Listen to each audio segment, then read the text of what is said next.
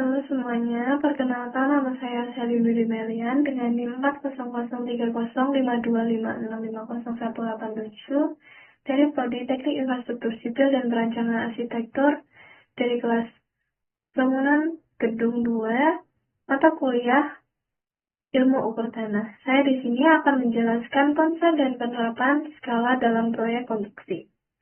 Yang pertama ada pengertiannya, yaitu perbandingan matematis antara ukuran objek pada gambar dengan ukuran sebenarnya di objek lapangan.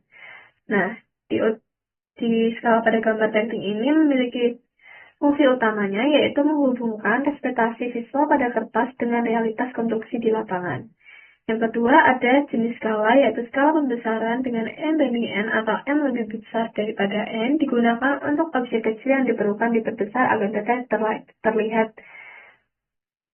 Contohnya 2:1 pada sambungan pipa komponen struktur kecil. Yang kedua, ada skala pengecilan dengan 1:N atau N lebih besar dari 1 digunakan untuk objek atau area besar yang diperlu diperkecil. Contohnya, yaitu 1:50, 1:100 dengan denah gedung atas set plane. Yang ketiga, ada skala numerik 1:N, bentuk penulisan paling umum. Contohnya yaitu 1:100, 1 cm pada gambar sama dengan 100 cm di lapangan. Yang ketiga ada rumus dasar skala, yaitu skala memiliki rumus ukuran pada gambar dibagi ukuran sebenarnya. Untuk mencari ukuran sebenarnya, yaitu ukuran pada gambar dikali faktor skala. Yang ketiga, ukuran pada gambar sama dengan ukuran sebenarnya dibagi faktor skala. Kita akan memasuki di contoh perhitungannya. Yang pertama itu menghitung ukuran sebenarnya, yaitu pada gambar denah dengan skala 1:100 panjang ruangan tercatat 8 cm, berapa panjang sebenarnya?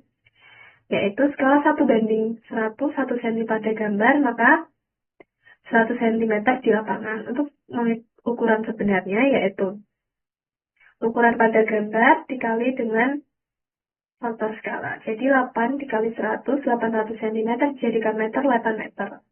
Yang kedua, untuk menghitung ukuran pada gambar. Lebar jalan raya 6 meter akan digambarkan dengan skala 1:200. Berapa lebar pada gambar? Nah, ubah satuan dulu. Dari 6 meter dijadikan cm jadi 600 cm. Ukuran pada gambar rumusnya yaitu ukuran sebenarnya dibagi faktor skala. 600 cm dibagi 200 yaitu 3 cm. Yang ketiga, untuk menentukan skala, kalau memiliki diameter sebenarnya 40 cm pada gambar 0,8 cm. Berapa skalanya? Untuk mencari skala, ukuran pada gambar dibagi ukuran sebenarnya.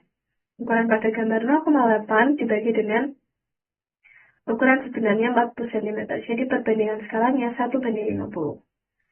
Yang terakhir, untuk menyesuaikan dengan ukuran kertas.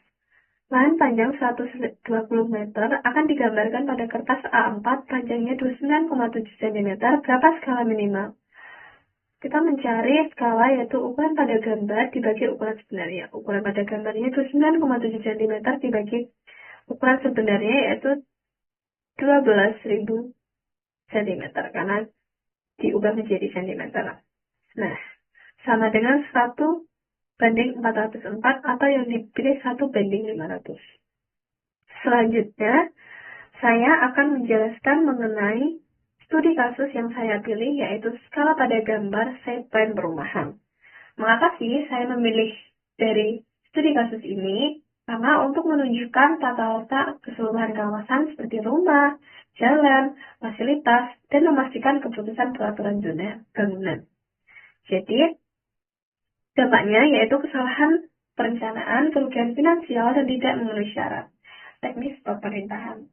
Hubungan dengan ketelitian lapangan, skala akurat menjadi dasar untuk menentukan posisi dan aturan struktur secara tepat, menjadikan pekerjaan lapangan dengan sesuai dengan desain. Nah, skala menunjukkan tata letak lengkap rumah jalan fasilitas secara proporsional. Ini juga memiliki dampaknya, yaitu perencanaan gagal itu seperti tata letak struktur tidak sesuai, menyebabkan masalah aksesibilitas atau fungsi fasilitas. Nah, kalau kerugian finansialnya yaitu perubahan desain di tengah pembangunan atau pemborosan material akibat ukuran yang salah. tidak memenuhi syarat teknis pemerintahan, tidak mendapatkan izin pembangunan atau harus melakukan revisi ulang memakan waktu. Nah, hubungan dari ini, skala akurat menjadi dasar untuk penandaan lokasi atau staking out struktur di lapangan. Dengan skala yang tepat, tim pekerja dapat menentukan posisi, ukuran, dan jarak antara bangunan sesuai dengan desain, memastikan pembangunan berjalan sesuai rencana. Yang selanjutnya, saya akan menjelaskan mengenai analisis yang saya pilih. Nah, dari analisis ini, mengapa sih penting? Karena untuk menjamin kesesuaian desain dengan kondisi lahan dan peraturan menjadi dasar perhitungan material, anggaran, dan jadwal proyek, serta memastikan koordinasi antara bagian konstruksi. Yang kedua, ada risiko teknis, yaitu kesalahan posisi ukur,